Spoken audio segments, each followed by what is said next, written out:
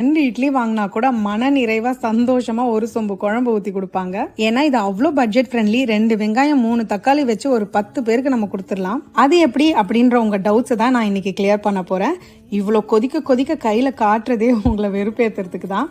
எப்படி பண்றதுன்னு பார்க்கலாமா? மிக்ஸி ஜார்ல 1 டீஸ்பூன் சீரகம், 5 பல் பூண்டு, 10 காஷ்மீரி காஞ்ச மிளகாய், 2 பெரிய வெங்காயம் ஃபர்ஸ்ட் கொரன்னு அரைச்சிருங்க. அடுத்து 3 பழுத்த தக்காளியை தனியா அரைச்சு வச்சுக்கோங்க. இப்ப சட்டில ஒரு கரண்டி எண்ணெய், கடுகு, சீரகம், உளுந்து, காஞ்ச மிளகாய், கருவேப்பிலை போட்டு தாளிச்சிட்டு அரைச்ச வெங்காயம் காஞ்ச மிளகாய் பேஸ்ட்டை சேர்த்து ஹை ஃபிளேம்ல ஒரு 2 நிமிஷம் வதக்கி விடுங்க. இப்ப இது கூடவே அரைச்ச தக்காளியும் சேர்த்து கொதிக்க விடுங்க. 1 டீஸ்பூன் கல் உப்பு, 2 டம்ளர் தண்ணி ஊத்தி நல்லா ஒரு 5 நிமிஷம் சலசலன்னு கொதிக்கணும். ஊத்துன எண்ணெய் நல்லா மேல பிரிஞ்சு வர ஆரம்பிக்கும் போது இட்லி தோசை மாவு, அதாவது புளிச்ச இட்லி தோசை மாவு 1 கரண்டி சேர்த்து மிக்ஸ் பண்ணுங்க.